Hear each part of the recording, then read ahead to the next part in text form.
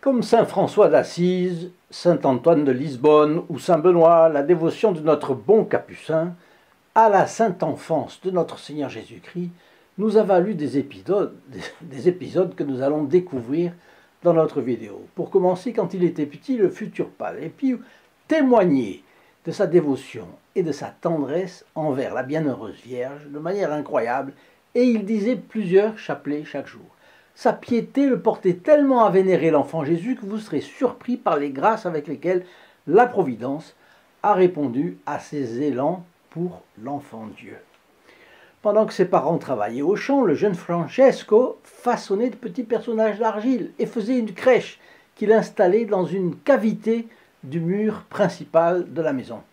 Il préparait ensuite des lampes en remplissant des coquilles d'escargot de quelques gouttes d'huile et il y ajoutait un peu d'étoupe et puis il y mettait le feu. Il mettait aussi autour de sa grotte des morceaux de mousse qu'il prélevait sur des troncs d'arbres avec un canif et restait des heures devant la crèche, à chanter des hymnes, à prier à l'église et à prier le rosaire. Donc vous voyez, notre Padre Pio était baigné, il était attiré par l'enfant Jésus depuis qu'il était tout petit. Chers amis du Padre Pio, bonjour. Aujourd'hui, auriez-vous cru que cela fût possible même avec le Padre Pio? Il a tenu dans ses bras l'enfant Jésus pour de bon.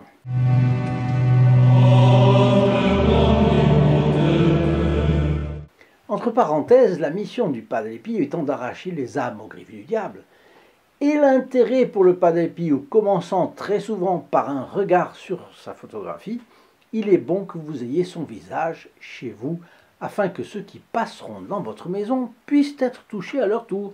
Vous pouvez aussi donner une photo à quelqu'un de vos relations. C'est pourquoi nous diffusons gratuitement cette photographie. Vous pouvez la recevoir sans frais, franco de port. Je vous laisse le lien dans la description. Il nous reste aussi quelques objets de piété qui peuvent vous aider dans votre vie spirituelle. Chapelet, écusson du Sacré-Cœur, livret pour aider à la confession ou petit livret de prière du Padre Pio. Vous pouvez les commander en téléphonant, je vous mets tout cela en description.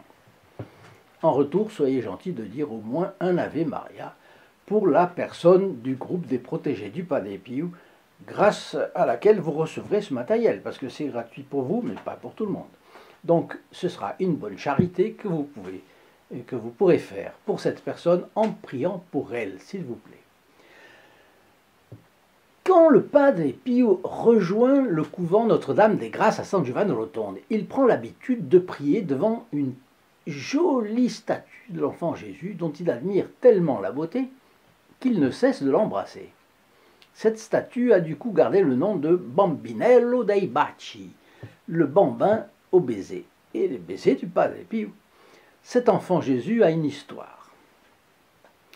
Carlo Campanini, qui est né au tout début du XXe siècle et qui est mort il n'y a pas si longtemps, en 1984, il fut l'un des acteurs italiens les plus appréciés du XXe siècle. Eh bien, il a été converti au contact du Padre Pio en 1939. Au printemps 1966, lors d'une de ses nombreuses visites au bon Capucin, il s'extasie devant ce bel enfant Jésus, placé pas loin de la cellule du Padre Pio. Alors c'est une statue en bois de 60 cm de haut, sculptée d'une seule pièce, par la main d'un artiste très habile, mais qui est resté anonyme. Alors, vêtu d'une tunique couleur crème, tombant jusqu'aux pieds, l'enfant Jésus bénit de sa main droite, et de sa main gauche, il tient son Sacré-Cœur. Je vous mettrai le lien, vous pouvez sur Internet, on peut le voir, ça compose le cadre, c'est très intéressant. Bien. Et vous verrez qu'il y a plusieurs photos. Sur Internet, vous aurez encore plus de photographies que ce que je pouvais mettre là. Carlo Campanini était un des amis et fils spirituels du Padre Pio. Et il représente au Padre que cet enfant Jésus mériterait la dévotion de beaucoup plus de fidèles que dans les limites de ce petit couvent. Et il propose au Padre de l'emporter à Rome. Alors franchement, c'est osé, il faut le dire. Je n'aurais pas osé faire ça, parce que si le Padre Pio avait de la dévotion pour lui, pour cet enfant Jésus, bref. Mais le Padre Pio n'hésite pas un instant à faire le sacrifice et il s'en sépare. il confie l'enfant Jésus à Carlo Campanini. Il faut dire que Carlo Campanini, c'était une personnalité, il était connu, il a fait connaître l'enfant Jésus de manière phénoménale. À Rome, il y avait pendant une semaine chaque année, c'était pour Noël, c'était la fête. On ouvrait les portes de l'église de sa paroisse et ça venait. Donc le Padre Pio a fait du bien comme ça, parce qu'il a, avec un sacrifice de se séparer de cet enfant Jésus, en fait, il a attaché beaucoup d'âmes à la sainte enfance du Christ. Bien. Mais la famille de Carlo Campanini en a la garde depuis cette époque. Donc, au temps de Noël, la statue est exposée à Rome dans l'église San Salvatore in Lauro. Vous le verrez dans Internet. 3 événements signalent l'intimité du Padre Pio avec l'enfant Jésus. Donc, entre octobre, grosso modo, 1911 et le 7 décembre 1911, le Padre Pio réside au couvent San Nicandro à Venafro, dans la province d'Isernia. Et c'est là que le Padre Pio a eu une extase. L'enfant Jésus lui apparaît, et nous le savons par son père spirituel de l'époque, le père Agostino à San Marco in Lamis, qui ne précise pas la date exacte, mais c'est autour du mois de novembre 1911. Un peu avant ou un peu après, guère plus. Et dans cette extase, il y a une particularité. L'enfant Jésus lui apparaît avec les 5 plaies glorieuses de la crucifixion. C'est-à-dire, au lieu d'être des plaies sanglantes, ce sont des plaies qui émanent des rayons, n'est-ce pas? D'où émanent des rayons. Alors, sur ses mains, sur ses pieds et son côté. Et avec le recul, maintenant qu'on connaît l'histoire du Padre Pio, on le note, c'est 7 ans avant que le Padre Pio ne reçoive les stigmates de la Passion, puisqu'il a reçu les stigmates de la Passion le 20 septembre 1918.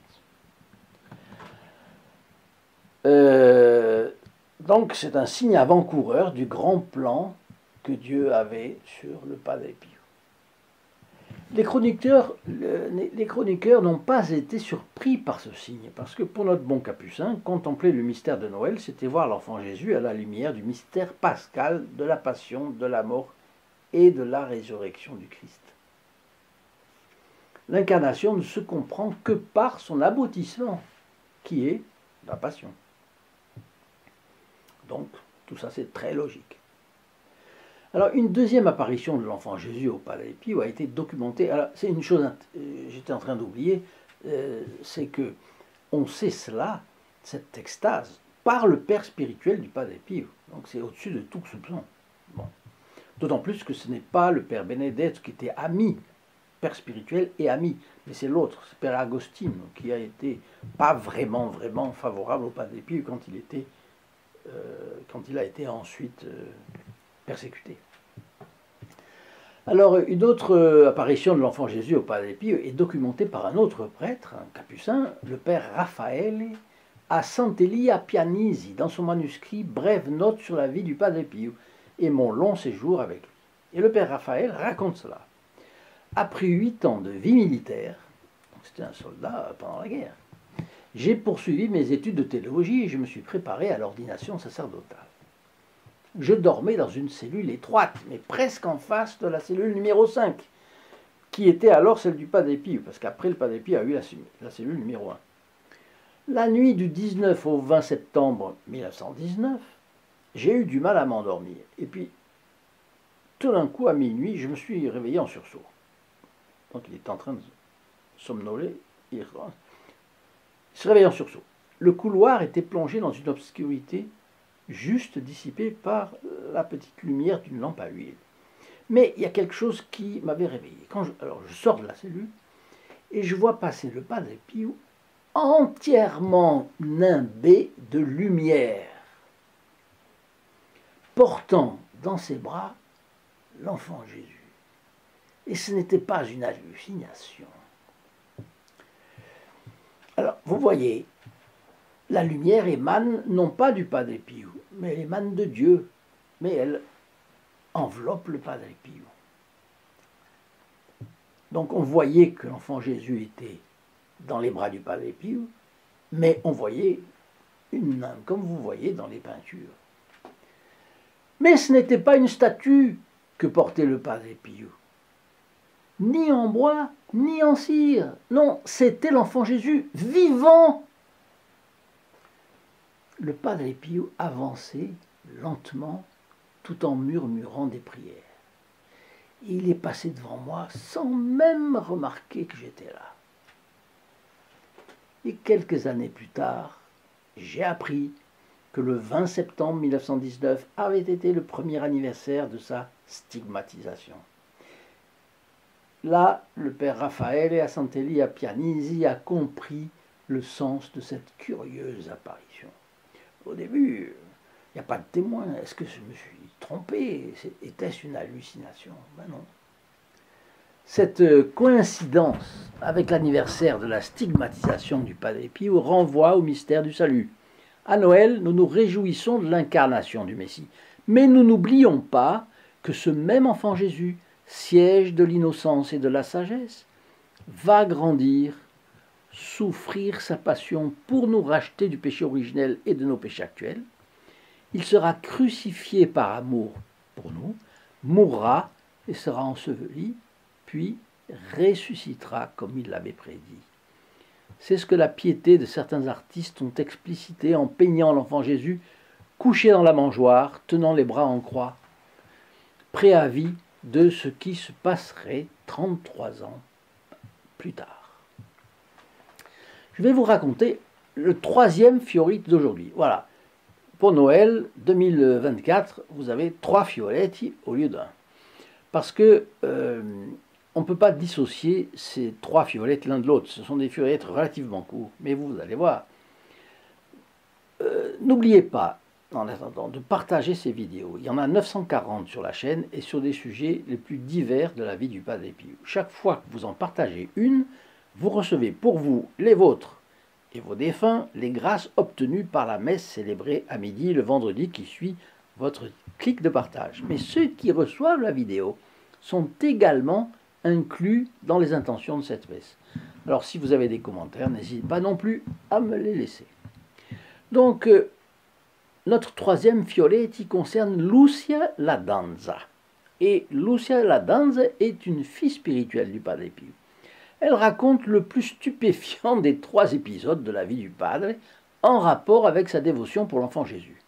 Ça se passe le 24 décembre 1922. C'est la veillée de Noël. Les portes du sanctuaire sont ouvertes pour les cérémonies de Noël. Normalement non, c'est un couvent.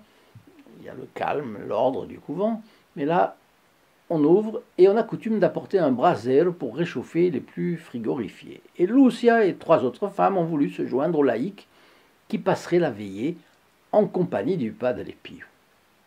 Alors, il fait froid. Comme de coutume, des frères apportent le brasero de la sacristie et ils allument le feu. Tout le monde attend minuit autour du brasero pour assister à la messe que le Padre Pio va célébrer. Alors les autres femmes se sont endormies, tandis que Lucia continue à prier le rosaire. Ah, elle a continué à prier le rosaire au lieu de s'endormir, eh bien, elle a reçu une récompense, vous allez voir. Ça nous incite à prier le rosaire. Elle voit le Padre Pio en train de descendre l'escalier intérieur de la sacristie. On le voit, il y a un escalier, et par moments on voit, là-haut on voit, il y a une fenêtre. Elle le voit se tenir près de la fenêtre. Bon, rien de... Il se prépare. Mais soudain, quand il apparaît en bas, il apparaît comme enveloppé d'un halo de lumière. Ça fait ressembler à ce qu'avait vu le père Raphaël avant. Nimbé de lumière. Et là, c'est la même chose. Et il tient dans ses bras l'enfant Jésus. Vivant, comme le 20 septembre 1919, où le père Raphaël et à Santelli et à Pianisi avaient été témoins de la proximité entre l'enfant Jésus et le Padre Pio. Et là, le visage du Padre Pio est rayonnant, émerveillé, et cela dure. Et chez Lucia la Danza, la stupéfaction laisse la place à l'émerveillement. Il y a de quoi, il faut le dire. Quand la vision disparaît, le Padre Pio redevient normal. Ça veut dire il est comme nous. je peux dire. Et il note que Lucia est réveillée, les autres dorment, mais surtout qu'elle le regarde bouche bée. Alors qu'est-ce qu'il va faire? L'air de rien, il s'approche d'elle, puis il lui demande: Lucia, qu'as-tu vu?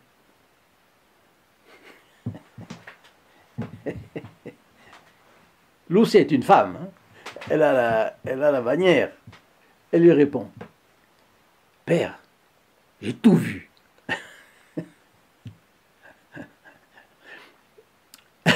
J'ai tout vu. Et le Padre Pio lui a alors répliqué sévèrement: Alors ne dis rien à personne, tu entends? Un ordre du Padre Pio. On ne passe pas. Lucia Ladanza n'avait-elle pas raison de se laisser émerveiller? Enfin, pour une préparation à Noël, j'ai pensé que cela pourrait nourrir un peu vos pensées. Chers amis fidèles du Padre Pio, je vous souhaite une très bonne journée et je vous dis à après-demain. Nous serons le 25 décembre. Au revoir. In nome del Padre, del Figliolo e dello Spirito Santo, e così sia. Sia lodato Gesù e Maria, e